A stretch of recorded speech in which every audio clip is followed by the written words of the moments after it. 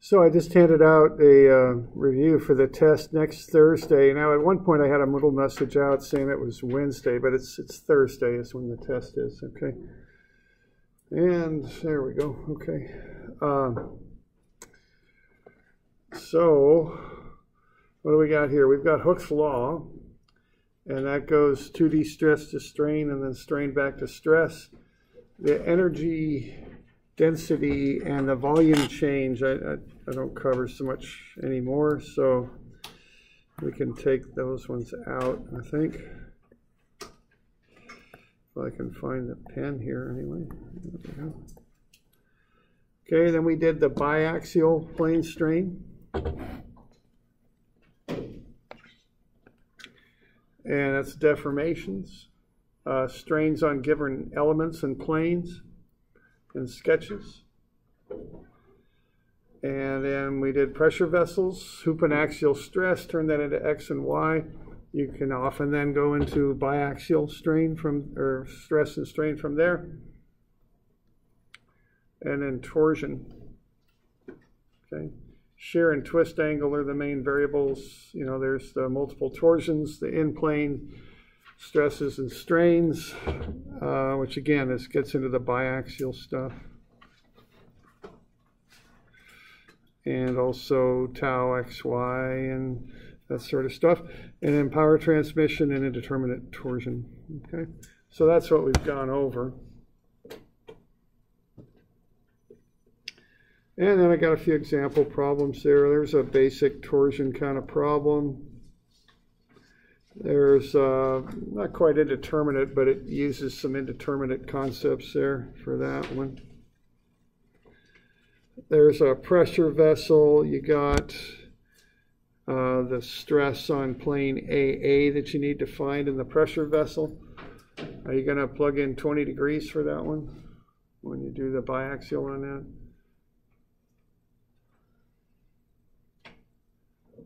No, I don't think I would. Okay, so just be watching for that, okay?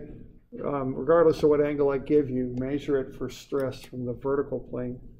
Now for strain, you measure it from horizontal, but the stress from the vertical, okay? So be careful on that stuff. What we got there? We've got a biaxial strain problem where you got to find the strain at 67 degrees. So there you are measuring from the horizontal for strain. Notice I don't say epsilon x is this, epsilon y is that, and so forth. I give you the dimensions of the strain plate kind of in that schematic sort of way. So you need to figure out what those are and what the signs are on them. And then plug it into the formula. Once you got the strain, find the new length of the line. Okay.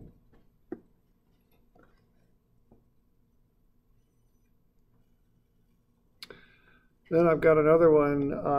This one's a little funny, but what's going on here is this stuff, it takes a lot of time to calculate it.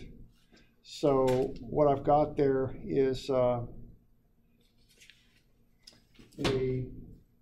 one where instead of doing the calculations, you just chart out how to do it, how to do the whatever it is you're trying to do there, okay? So that's what's going on with that. So there's a place there to write down the formula that you would use, and then there's also a place to show what you would input and what you would output from the formula. And you know what? These formulas are from an old formula sheet, so they're not the right formulas. So we could go over that next week, okay, maybe Tuesday or something. But those formulas aren't right, so you might look to see if you can figure out what the right ones are to use. They're from the wrong formula sheet, okay? All right. So that's what we got. So that's just some old problems there. You know, we can go over this a little bit more on Tuesday, but that's just, you know, as usual, it's just a set of problems so you get some idea what it might look like. But also, as usual, don't just do those problems and assume that you know how to do everything. You know, look over all the homework and you know, all that kind of stuff to get a good idea of what you ought to be doing on this one. Okay. So we got any questions on that? You doing all right?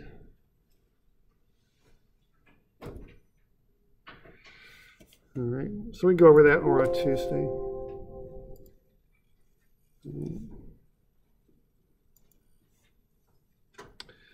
All right, let's see, we went over that torsion problem. We worked on that yesterday. So, you know, that was the handout problem. That was just intended to be a little bit of a review for the midterm that's coming up. Okay. So the deal on that was the first thing you want to do is find the torsion. Now what the torsion is the moment about the center of the shaft. All right, so what you want to do is find the force that's imparted by the by that plate, or excuse me, by the plunger on the plate. So you want to find that force. So the key thing on this little bit here is that you're given the vertical force, and that's 4,000, and you can find the angle in there, 30 degrees. And then what you want to do is find that force and find this moment arm is what you want to do. So the deal with this one is you've got 4,000. You have to keep in mind that 4,000 is not the hypotenuse. 4,000 is one of the components. So what you want is this force here. So the vector configuration is as I show there on the right. It is not as I show here on the left, okay? So, you know, keep that kind of straight, okay, what you're doing there. The 4,000 is a component of the total. The 4,000 was not the total. And the idea here is when that plate swings and knocks the plunger against the seat there, the plunger is going to push back on the plate that way. So there's more than 4,000 pounds generated on that plate. Yeah, question? So I wasn't here yesterday, but I was watching the online lecture. Where did you get the 30 degrees from? 30 degrees is just doing a bit of trigonometry with those two dimensions, just an arctan there. Okay. All right. So the starting deal is you got a torsion there, and it comes out to be 32,000 pound-inches. Okay. So that's what you want to start with on that.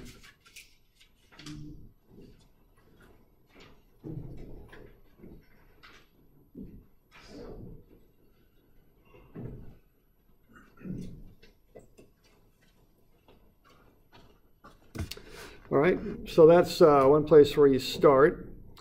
Now, the other thing you got to look at here is the allowable twist angle in the shaft. This is one of those shaft sizing kind of problems where you're given the constraints. You're given the maximum shear that can build up in the shaft. But you're also indirectly given the angle. So you kind of have to work into what the angle is. All right, so what's going to happen here is, you know, this thing's turning. It's like that on the plunger. And it only has, and think of this stuff as being like a constraint. The 6-inch horizontal offset is a given. The 3.464 inches is what the front of the shaft needs to do, okay? So that's the minimum requirement for the front of the shaft, is to start horizontally and then come down here with that 3.464 inches. Now, if you look at what the back of the shaft is doing, it's spinning, and it's spinning further, okay? So if you were to draw a horizontal line on the back of the shaft ends up there.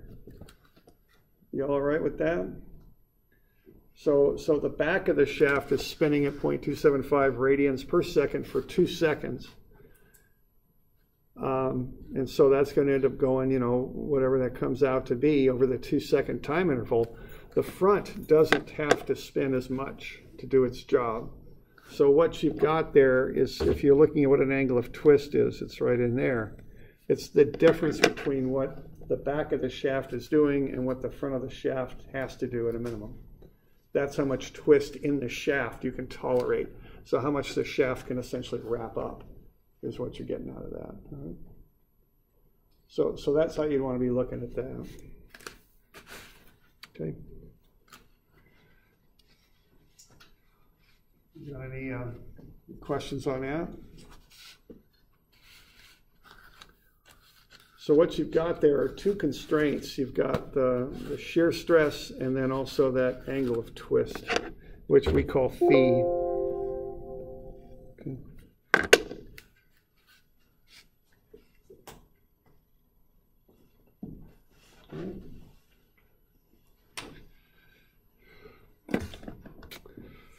All right, so there you go on that, okay? I don't know quite what to do with this. I mean, I want it to be a review for you. We could probably just go over the thing on Tuesday or something. I don't know. We'll figure something out. Okay. All right.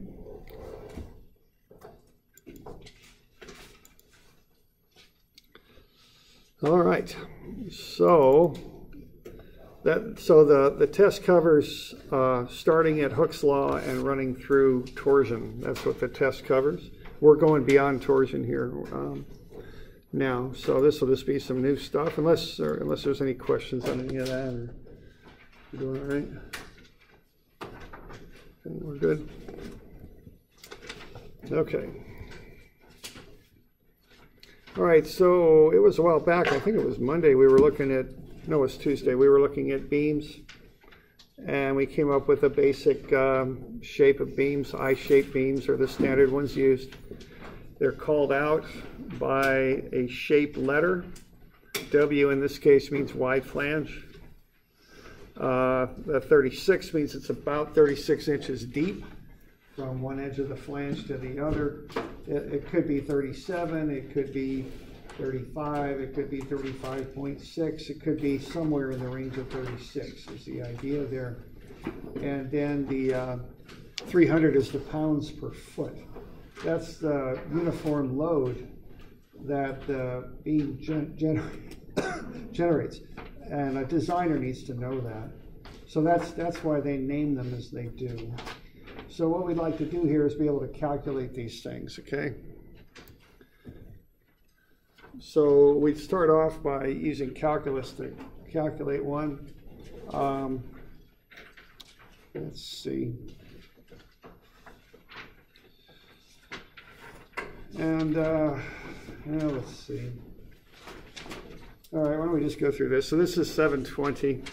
We've got a rectangle there. Let's find the moment of inertia of that shape about its own centroidal axis. So we're going to run an x-axis through the centroid. So what we're going to call this is I sub x. Our primary measurements are actually going to go in the y direction, but we're going to call it I sub x because we're going about the x-axis. So when you find a moment of inertia, you got to go about an axis. So what we're going to do here, and how I think about integrals, is kind of running an iterative computer program. We're going to kick up a distance of y, and we're going to find the area that is a single distance of y up from that one axis we're calculating about. And what that area is, it's got a base of b and a height of dy. We're going to end doing this at h over 2. We're going to start at negative h over 2. So that's how we're going to run through and figure up the moment of inertia of this thing. We're going to use those quantities and plug them into the formula y squared dA. Okay. So that's basically what we're up to here. So we're going to integrate y squared dA. We're going to start at negative h over 2 and end at h over 2. All right. And so dA is b dy. I can pull the b out in front there. It's a constant. So what I end up with there is y squared dy. So I can integrate y squared dy, and that becomes y cubed over 3. And then I'm running that from limits negative h over 2 to h over 2. So that's what I'm doing there. So I get h over 2 cubed minus a negative h over 2 cubed times b over 3. I'm pulling the 3 out as well because it's a constant. So h over 2 cubed is h cubed over 8. So I get b over 3 times the quantity h cubed over 8 minus a negative h cubed over 8. which is b over 3, 2h cubed over 8. The 2 and the 8, you can simplify that to just h cubed over 4. So it's bh cubed over 4 times 3, otherwise known as bh cubed over 12. Okay. So that's how you can find the moment of inertia of a rectangle about its own centroidal axis. It's bh cubed over 12. Okay. So that's the basic application of calculus to find a moment of inertia. Okay. So you're using that basic definition of y squared dA. You've got to set up your integral such that you've got one discrete distance y to each one of the dAs. In our case, we just go up a distance of y and we get to this dA, which has a base and a dy. Okay.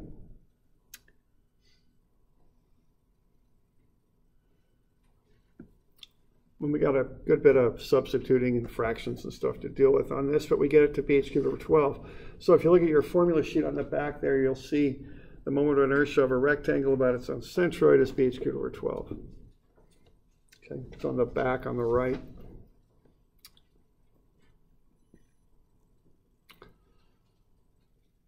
All right, now, so that's how we do that. Now you could also find the moment of inertia of a rectangle about its own base. Okay, it's the exact same integral, y squared dA, which is y squared b dy, but instead of going from negative h over 2 to h over 2, you go from 0 to h, which changes the value of the integral. Instead of bh cubed over 12, it comes out to be bh cubed over 3. Okay.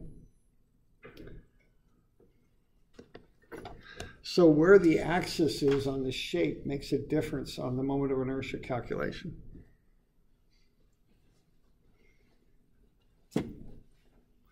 So that's one way to do moments of inertia, use calculus. Now, it's not probably the most common way, but it is a way to do it.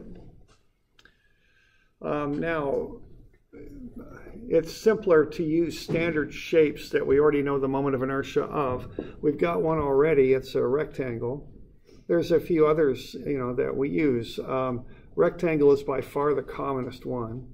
So bh cubed over 12 is the moment of inertia of a rectangle about its own centroidal axis. But if you look at a triangle, that's bh cubed over 36. A full circle is pi r4 over 4. A quarter circle is 0.05488 r4. So there's standard formulas that are used for standard shapes. And these are the moments of inertia of the shape about its own centroidal axis. Okay. And those are on page 730. They're on the back of your formula sheet too. But commonly beams are made of rectangles. So generally speaking, we use a lot of that bh cubed over 12. All right.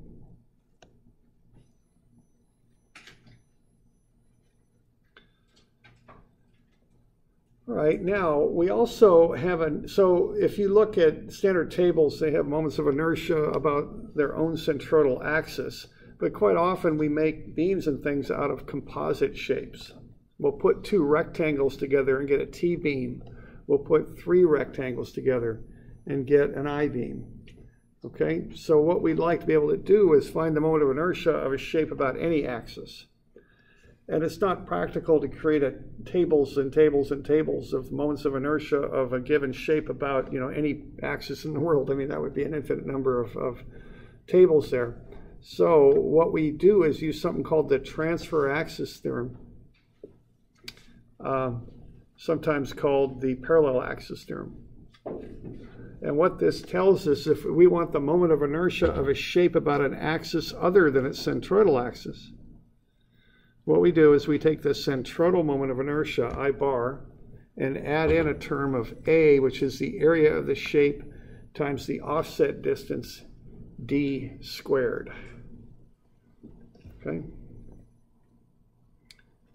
So if we know the moment of inertia of this shape here about its own centroidal axis, x bar, we can find the moment of inertia of that shape about any axis parallel to the centroidal axis, simply by looking at adding in a term of the area of the shape times the offset distance squared. Okay. And I've got a little bit of a derivation there for that right here, where if you look at I bar sub x is y squared dA, if you want to look at the moment of inertia of a shape about an axis down here, another x-axis, parallel to the x-bar axis there, but a distance d away, what that would do if we kept integrating is take every distance y and add an offset distance of d to it. So instead of y squared dA for our centroidal moment of inertia, for this axis, we got the integral of y plus d quantity squared dA. And when you expand that thing out, you do the FOIL to it, you get y squared on the front, d squared on the back, and 2 times d times y in the middle, okay? Now that's not a calculus dy, it's d times y is what that is. Okay, so I'm just expanding out that term y plus d squared. Okay, now the integral of y squared dA, that's I bar, okay? So I can just carry that down as I bar. D squared times the integral of dA, well, the integral of dA is just adding up all the little dAs. That's the AD squared term in my formula. And that middle term, 2 times d times y, what that does is that zeroes out, because essentially that's still based on running through the centroid. These d's here are going above and below the centroid there. So what they do is they cancel out, is what they do. Okay, so you're taking your, excuse me, the y's are, my bad. As you integrate them against dA here, you've got half of the y dAs above and half below. That's what happens at the centroidal axis. So half are positive, half are negative, so that thing just zeroes out. So that's where the formula comes from. So this is really commonly used when you calculate moment of inertia, okay? It's just a common thing to apply when you start finding moment of inertia of composite shapes. So if we go back to that page we were just looking at, we were doing all that calculus. Let's see what happens now on 720. Let's find the moment of inertia of a rectangle about its own base using the transfer axis theorem, okay? So we got the I bar x plus a d squared. We're going to find the moment of inertia about this base here. This distance from the axis we're using at the base up to the centroid of the rectangle is the height over 2. Okay. So what we're going to do is take I bar x, and that's bh cubed over 12. That's the moment of inertia of a rectangle about its own centroid. To that, we're going to add the area of the rectangle, the base times the height. And then we got the distance, the offset distance, which is going from the base up to the centroid, so that's h over 2, and that's squared. So it's bh cubed over 12 plus bh times h over 2 squared. Okay. So that's bh cubed over 12 plus bh cubed over 4. And then we got to work with our fraction facts here. bh cubed over 12 plus 3 bh cubed over 12. I'm finding, though, at the LCD, remember that stuff? Least common denominator. So we got 1 bh cubed over 12 plus 3 bh cubed over 12. That's 4 bh cubed over 12, but we simplify that down to bh cubed over 3. Okay. So the point is, we can get the same answer with calculus or with our transfer axis theorem.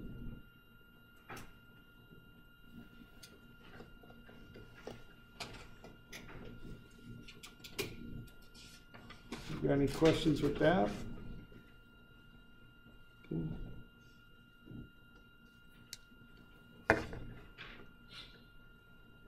Okay. All right, so let's say we got us a T-beam here, as shown. let's find first the neutral axis. Okay, let's start with that. Now where the neutral axis is at is the centroid. So what I would do, I would break this thing up into two pieces. I'd start from the base, work my way up, and find the sum of y bar A divided by the total area. So I start off with some good sketches there. What, 8 by 3 is 24 for that top area. 5 by 4 is 20 for the bottom area. And then I would have the distance from the base to the centroid of each of those shapes.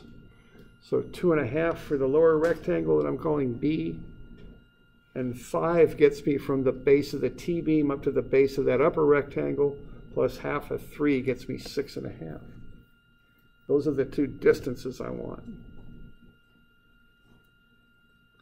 So I do all my setup work off, first. So 20 inches for the bottom area, 24 for the top, 2.5 inches for the bottom area, 6.5 for the top. Doing all right with that? Okay. And then I throw everything into a table, find y bar. So 24 times 6.5 is 156, and 20 times 2.5 is 50.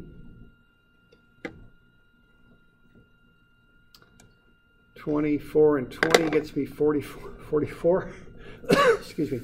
156 and 50 gets me 206. Take the sum of y bar A, 206, divided by the sum of the areas, 44, and I get 4.68.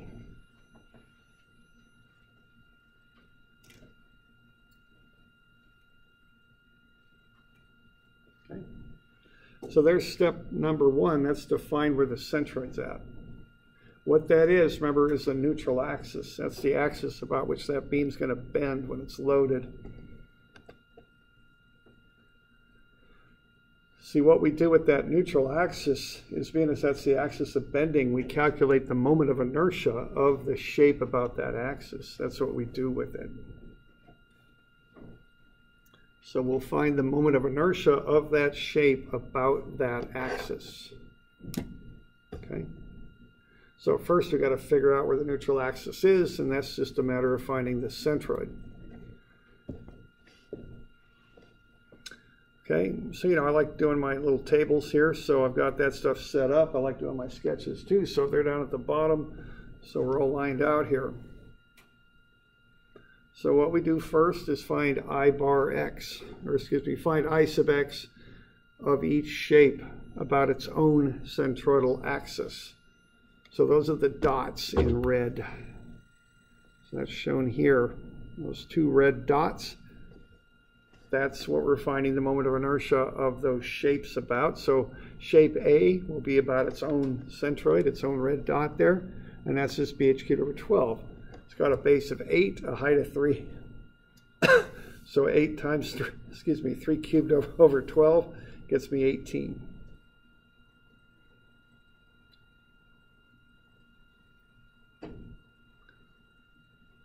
Then the area is 24. Okay. So BH cubed over 12 is 18. The area is 24. Now what I want to do is I want to start at the neutral axis, which I've drawn with that cross in green. That's the 4.68. Okay. So that's right there, that line I just drew. Now what I want to do is measure up to the centroid of that shape. So that distance there is going to be the difference between the height to the centroid, 6.5, and the height to the neutral axis, 4.68. So that's 1.82.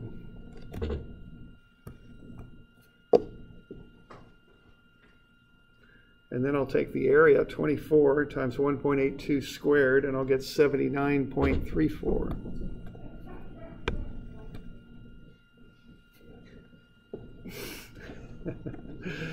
There you go. All right. And So now what we got there is the AD squared term. The area times the offset distance squared is 79.34. So the moment of inertia of that rectangle about its own centroid, about its own red dot there, is 18. The transfer axis piece, the AD squared, is 79.34. So you add them up, you get the total moment of inertia of that rectangle about the centroidal neutral axis for the whole beam, which is the cross with the line through it.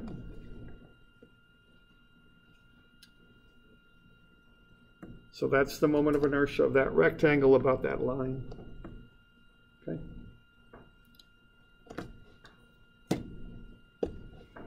And then you just repeat that process for every shape.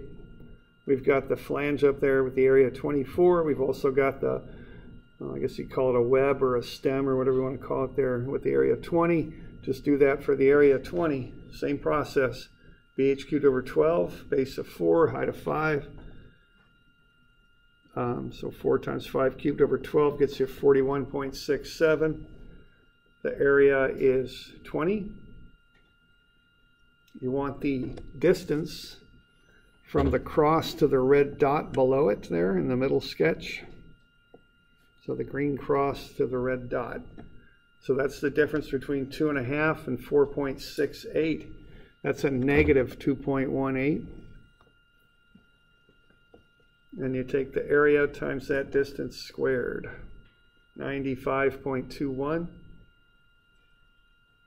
That's the AD squared term. Add it to the 41.67. Okay, that's the drill on this. 136.87 total. Add it to the 97.34. You get 234 inches to the 4. And that's the moment of inertia of that T-beam about its own centroidal neutral axis. Okay.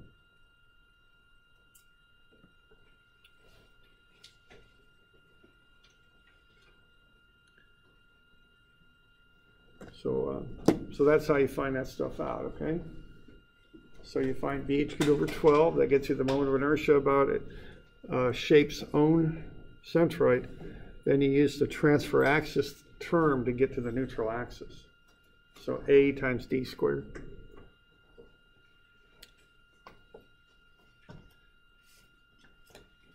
Okay. Now what we're doing here, we're starting in on how to design a beam so it can handle, or how to analyze, might be a better word, how to analyze a beam when it's loaded. That's where the stuff's going. So why don't you do 322 and 323.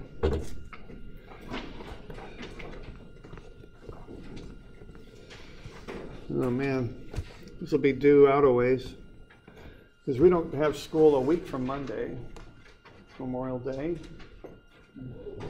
And I'll probably give you the weekend to work on those. We've got a test. Well, we got, it's today the 18th, so 25, 26, 27, 28, 29. I think that's due the 29th, if I'm not mistaken. Okay. So I'll give you some time on that. Now this stuff is not on the test, okay? Right. Good to go?